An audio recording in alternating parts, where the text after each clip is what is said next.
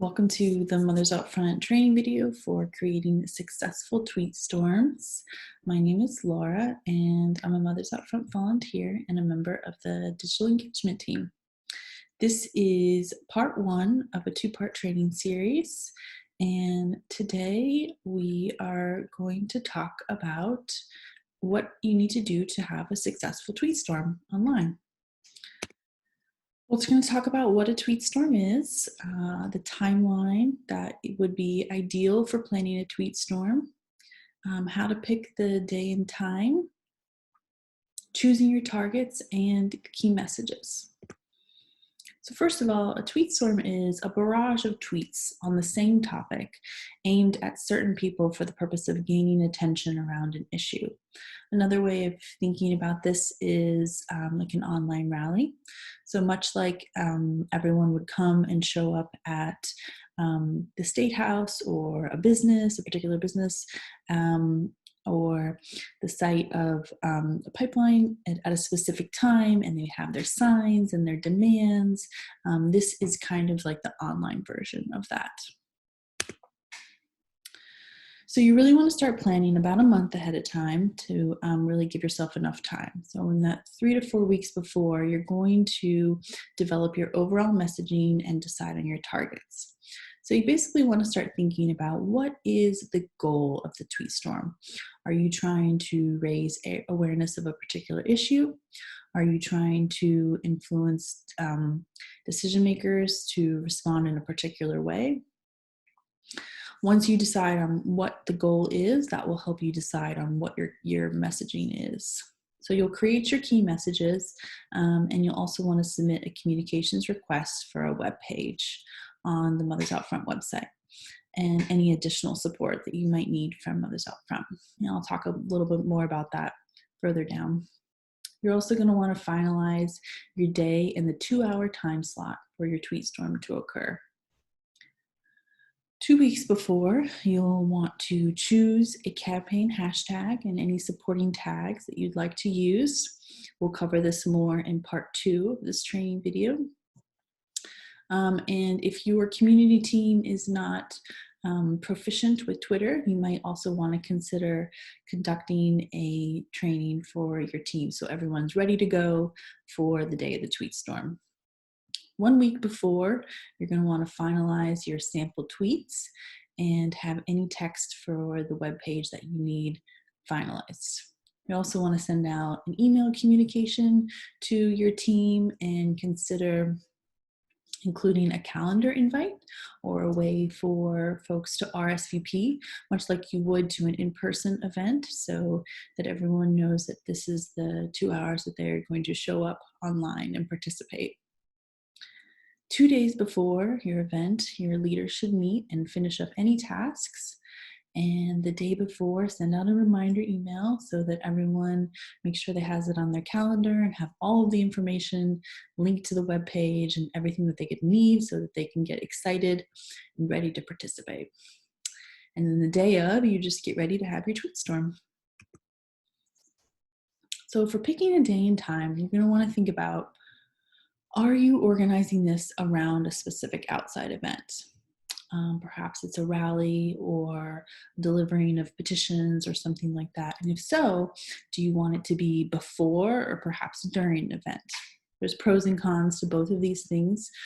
Sometimes it's helpful for people to do something before an event, since it's harder to participate online and participate in person at the same time.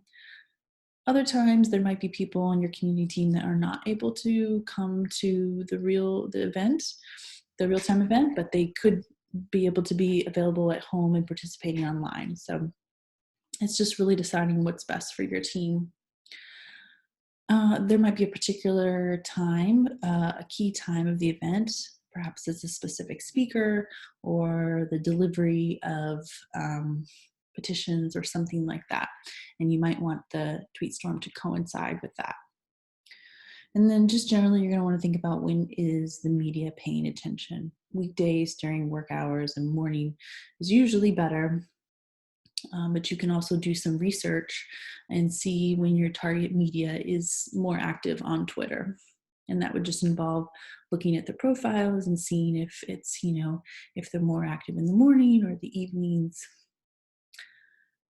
So if you're planning your tweet storm as a standalone event, independent of a real world component, then you want to think about when are your targets most active online. And you would research them much the same way I would just speak about researching media. Just spend some time looking over their profiles and try to look for patterns.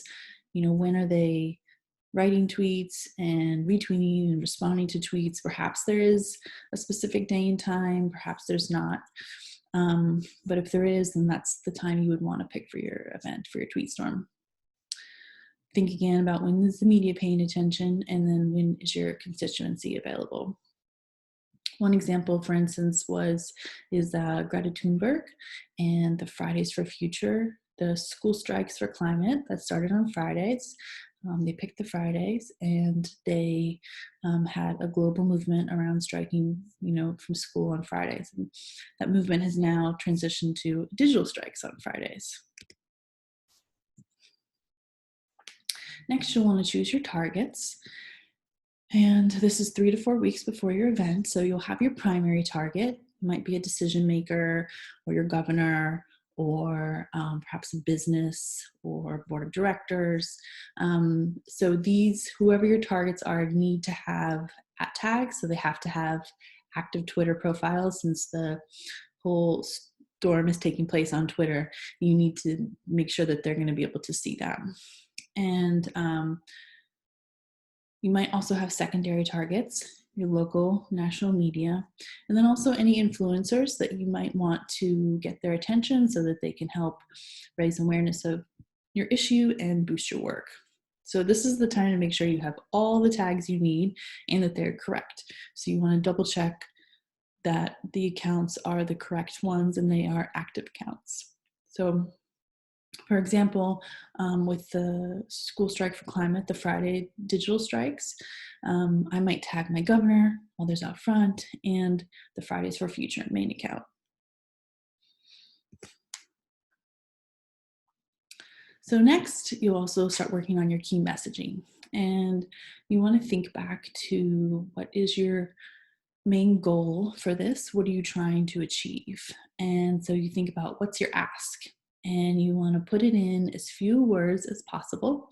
This is Twitter, so you want to be succinct, and you want to have powerful, compelling language. So let's say, for example, your ask is you would like global climate action. Well, now you think about how can you make it into a demand? Well, strike for climate. And how about making it into a question? Will you join us in striking for the climate? And then finally, make it personal. As a mother, I strike for my child and children everywhere.